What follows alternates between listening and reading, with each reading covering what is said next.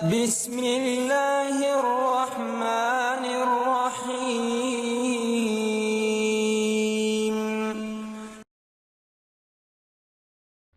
صحیح بخاری حدیث نمبر 7، باب ابو سفیان اور ہرقل کا مکالمہ۔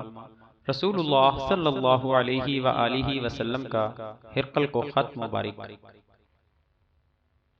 عبداللہ بن عباس سے ابو سفیان بن حرب نے یہ واقعہ بیان کیا کہ ہرقل شاہ روم نے ان کے پاس قریش کے قافلے میں ایک آدمی بلانے کو بھیجا، اور اس وقت یہ لوگ تجارت کے لیے ملک شام گئے ہوئے تھے، اور یہ وہ زمانہ تھا جب رسول اللہ صلی اللہ علیہ وآلہ وسلم نے قریش اور ابو سفیان سے ایک وقتی عہد کیا ہوا تھا۔ جب ابو سفیان اور دوسرے لوگ ہرقل کے پاس ایلیا پہنچے، جہاں ہرقل نے دربار طلب کیا تھا، اس کے گرد روم کے بڑے بڑے لوگ، علماء، وزراء، امراء بیٹھے ہوئے تھے۔ ہرقل نے ان کو اور اپنے ترجمان کو بلوایا، پھر ان سے پوچھا کہ تم میں سے کون شخص مدعی رسالت کا زیادہ قریبی عزیز ہے؟ ابو سفیان کہتے ہیں کہ میں بول اٹھا کہ میں اس کا سب سے زیادہ قریبی رشتہ دار ہوں۔ یہ سن کر ہرقل نے حکم دیا کہ اس کو یعنی ابو سفیان کو میرے قریب لا کر بٹھاؤ، اور اس کے ساتھیوں کو اس کی پیٹھ کے پیچھے بٹھا دو۔ پھر اپنے ترجمان سے کہا کہ ان لوگوں سے کہہ دو کہ میں ابو سفیان سے اس شخص کے یعنی محمد صلی اللہ علیہ وآلہ وسلم کے حالات پوچھتا ہوں۔ اگر یہ مجھ سے کسی بات میں جھوٹ بول دے تو تم اس کا جھوٹ ظاہر کر دینا۔ ابو سفیان کا قول ہے کہ اللہ کی قسم، اگر مجھے یہ غیرت نہ آتی کہ یہ لوگ مجھ کو جھٹلائیں گے تو میں آپ صلی اللہ علیہ وآلہ وسلم کی نسبت ضرور غلط گوئی سے کام لیتا۔ خیر، پہلی بات جو ہرقل نے مجھ سے پوچھی وہ یہ کہ اس شخص کا خاندان تم لوگوں میں کیسا ہے؟ میں نے کہا وہ تو بڑے اونچے عالی نسب والے ہیں۔ کہنے لگا اس سے پہلے بھی کسی نے تم لوگوں میں ایسی بات کہی تھی؟ میں نے کہا نہیں۔ کہنے لگا اچھا، اس کے بڑوں میں کوئی بادشاہ ہوا ہے؟ میں نے کہا نہیں۔ پھر اس نے کہا بڑے لوگوں نے اس کی پیروی اختیار کی ہے یا کمزوروں نے؟ میں نے کہا نہیں، کمزوروں نے۔ پھر کہنے لگا اس کے تابعدار روز بروز بڑھتے جاتے ہیں یا کوئی ساتھی پھر بھی جاتا ہے؟ میں نے کہا نہیں۔ کہنے لگا کہ کیا اپنے اس دعوی نبوت سے پہلے کبھی کسی بھی موقع پر اس نے جھوٹ بولا ہے؟ میں نے کہا نہیں۔ کیا وہ بدعہدی کرتا ہے؟ میں نے کہا نہیں، اور اب ہماری اس سے صلح کی ایک مقررہ مدت ٹھہری ہوئی ہے، معلوم نہیں وہ اس میں کیا کرنے والا ہے۔ ابو سفیان کہتے ہیں میں اس بات کے سوا اور کوئی جھوٹ اس گفتگو میں شامل نہ کر سکا۔ ہرقل نے کہا کیا تمہاری اس سے کبھی لڑائی بھی ہوتی ہے؟ ہم نے کہا کہ ہاں۔ بولا پھر تمہاری اور اس کی جنگ کا کیا حال ہوتا ہے؟ میں نے کہا لڑائی ڈول کی طرح ہے، کبھی وہ ہم سے میدان جنگ جیت لیتے ہیں اور کبھی ہم ان سے جیت لیتے ہیں۔ ہرقل نے پوچھا وہ تمہیں کس بات کا حکم دیتا ہے؟ میں نے کہا وہ کہتا ہے کہ صرف ایک اللہ ہی کی عبادت کرو، اس کا کسی کو شریک نہ بناؤ، اور اپنے باپ دادا کی شرک کی باتیں چھوڑ دو، اور ہمیں نماز پڑھنے، سچ بولنے، پرہیزگاری اور صلہ رحمی کا حکم دیتا ہے۔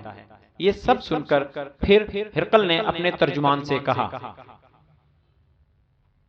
ابو سفیان سے کہہ دے کہ میں نے تم سے اس کا نسب پوچھا تو تم نے کہا کہ وہ ہم میں عالی نسب ہے، اور پیغمبر اپنی قوم میں عالی نسب ہی بھیجے جایا کرتے ہیں۔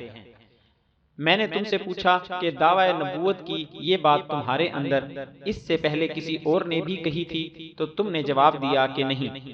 تب میں نے اپنے دل میں کہا کہ اگر یہ بات اس سے پہلے کسی نے کہی ہوتی تو میں سمجھتا کہ اس شخص نے بھی اسی بات کی تقلید کی ہے جو پہلے کہی جا چکی ہے۔ میں نے تم سے پوچھا کہ اس کے بڑوں میں کوئی بادشاہ بھی گزرا ہے؟ تم نے کہا کہ نہیں۔ تو میں نے دل میں کہا کہ ان کے بزرگوں میں سے کوئی بادشاہ ہوا ہوگا تو کہہ دوں گا کہ وہ شخص اس بہانہ اپنے آباء و اجداد کی بادشاہت اور ان کا ملک دوبارہ حاصل کرنا چاہتا ہے۔ اور میں نے تم سے پوچھا کہ اس بات کے کہنے یعنی پیغمبری کا دعویٰ کرنے سے پہلے تم نے کبھی اس کو دروغ گوئی کا الزام لگایا ہے؟ تم نے کہا کہ نہیں۔ تو میں نے سمجھ لیا کہ جو شخص آدمیوں کے ساتھ دروغ گوئی سے بچے وہ اللہ کے بارے میں کیسے جھوٹی بات کہہ سکتا ہے۔ اور میں نے تم سے پوچھا کہ بڑے لوگ اس کے پیرو ہوتے ہیں یا کمزور آدمی، تو تم نے کہا کمزوروں نے اس کی اتباع کی ہے۔ تو دراصل یہی لوگ پیغمبروں کے متبعین ہوتے ہیں۔ اور میں نے تم سے پوچھا کہ اس کے ساتھی بڑھ رہے ہیں یا کم ہو رہے ہیں، تم نے کہا کہ وہ بڑھ رہے ہیں، اور ایمان کی کیفیت یہی ہوتی ہے حتیٰ کہ وہ کامل ہو جاتا ہے۔ اور میں نے تم سے پوچھا کہ آیا کوئی شخص اس کے دین سے ناخوش ہو کر مرتد بھی ہو جاتا ہے؟ تم نے کہا نہیں۔ تو ایمان کی خاصیت بھی یہی ہے، جن کے دلوں میں اس کی مسرت رچ بس جائے وہ اس سے لوٹا نہیں کرتے۔ اور میں نے تم سے پوچھا کہ آیا وہ کبھی عہد شکنی کرتے ہیں؟ تم نے کہا نہیں۔ پیغمبروں کا یہی حال ہوتا ہے، وہ عہد کی خلاف ورزی نہیں کرتے۔ اور میں نے تم سے کہا کہ وہ تم سے کس چیز کے لیے کہتے ہیں؟ تم نے کہا کہ وہ ہمیں حکم دیتے ہیں کہ اللہ کی عبادت کرو، اس کے ساتھ کسی کو شریک نہ ٹھہراؤ، اور تمہیں بتوں کی پرستش سے روکتے ہیں، سچ بولنے اور پرہیزگاری کا حکم دیتے ہیں۔ لہٰذا اگر یہ باتیں جو تم کہہ رہے ہو سچ ہیں تو ان قریب وہ اس جگہ کا مالک ہو جائے گا جہاں میرے یہ دونوں پاؤں ہیں۔ مجھے معلوم تھا کہ وہ پیغمبر آنے والا ہے، مگر مجھے یہ معلوم نہیں تھا کہ وہ تمہارے اندر ہوگا۔ اگر میں جانتا کہ اس تک پہنچ سکوں گا تو اس سے ملنے کے لیے ہر تکلیف گوارا کرتا۔ اگر میں اس کے پاس ہوتا تو اس کے پاؤں دھوتا۔ ہرقل نے رسول اللہ صلی اللہ علیہ وآلہ وسلم کا وہ خط منگایا جو آپ نے وحیہ کلبی رضی اللہ عنہ کے ذریعے حاکم بصرہ کے پاس بھیجا تھا، اور اس نے وہ ہرقل کے پاس بھیج دیا تھا۔ پھر اس کو پڑھا تو اس میں لکھا تھا، اللہ کے نام کے ساتھ جو نہایت مہربان اور رحم والا ہے۔ اللہ کے بندے اور اس کے پیغمبر محمد صلی اللہ علیہ وآلہ وسلم کی طرف سے یہ خط ہے شاہ روم کے لیے۔ اس شخص پر سلام ہو جو ہدایت کی پیروی کرے۔ اس کے بعد میں آپ کے سامنے دعوت اسلام پیش کرتا ہوں۔ اگر آپ اسلام لے آئیں گے تو دین و دنیا میں سلامتی نصیب ہوگی، اللہ آپ کو دوہرا ثواب دے گا، اور اگر آپ میری دعوت سے روگردانی کریں گے تو آپ کی رعایا کا گناہ بھی آپ ہی پر ہوگا۔ اور اے اہل کتاب، ایک ایسی بات پر آ جاؤ جو ہمارے اور تمہارے درمیان یکساں ہے، وہ یہ کہ ہم اللہ کے سوا کسی کی عبادت نہ کریں اور کسی کو اس کا شریک نہ ٹھہرائیں، اور نہ ہم میں سے کوئی کسی کو اللہ کے سوا اپنا رب بنائے۔ پھر اگر وہ اہل کتاب اس بات سے منہ پھیر لیں تو مسلمانوں تم ان سے کہہ دو کہ تم مانو یا نہ مانو، ہم تو ایک اللہ کے اطاعت گزار ہیں۔ ابو سفیان کہتے ہیں جب ہرقل نے جو کچھ کہنا تھا کہہ دیا اور خط پڑھ کر فارغ ہوا تو اس کے ارد گرد بہت شور و غوغا ہوا، بہت سی آوازیں اٹھیں اور ہمیں باہر نکال دیا گیا۔ تب میں نے اپنے ساتھیوں سے کہا کہ ابو کبشہ کے بیٹے یعنی نبی کریم صلی اللہ علیہ وآلہ وسلم کا معاملہ تو بہت بڑھ گیا، دیکھو تو اس سے بنی اصفر روم کا بادشاہ بھی ڈرتا ہے۔ مجھے اس وقت سے اس بات کا یقین ہو گیا کہ نبی کریم صلی اللہ علیہ وآلہ وسلم ان قریب غالب ہو کر رہیں گے، حتیٰ کہ اللہ نے مجھے مسلمان کر دیا۔ راوی کا بیان ہے کہ ابن ناطور ایلیا کا حاکم ہرقل کا مصاحب اور شام کا نصارہ کا لاٹ پادری بیان کرتا تھا کہ ہرقل جب ایلیا آیا ایک دن صبح کو پریشان اٹھا تو اس کے درباریوں نے دریافت کیا کہ آج ہم آپ کی حالت بدلی ہوئی پاتے ہیں، کیا وجہ ہے؟ ابن ناطور کا بیان ہے کہ ہرقل نجومی تھا، علم نجوم میں وہ پوری مہارت رکھتا تھا۔ اس نے اپنے ہم نشینوں کو بتایا کہ میں نے آج رات ستاروں پر نظر ڈالی تو دیکھا کہ ختنہ کرنے والوں کا بادشاہ ہمارے ملک پر غالب آ گیا ہے، بھلا اس زمانے میں کون لوگ ختنہ کرتے ہیں؟ انہوں نے کہا کہ یہود کے سوا کوئی ختنہ نہیں کرتا، سو ان کی وجہ سے پریشان نہ ہوں۔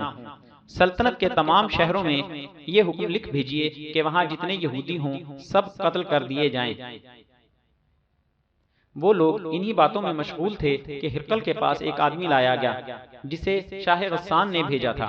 اس نے رسول اللہ صلی اللہ علیہ وآلہ وسلم کے حالات بیان کیے۔ جب ہرقل نے سارے حالات سن لیے تو کہا کہ جا کر دیکھو وہ ختنہ کیے ہوئے ہیں یا نہیں۔ انہوں نے اسے دیکھا تو بتلایا کہ وہ ختنہ کیا ہوا ہے۔ ہرقل نے جب اس شخص سے عرب کے بارے میں پوچھا تو اس نے بتلایا کہ وہ ختنہ کرتے ہیں۔ تب ہرقل نے کہا کہ یہ ہی محمد صلی اللہ علیہ وسلم اس امت کے بادشاہ ہیں جو پیدا ہو چکے ہیں۔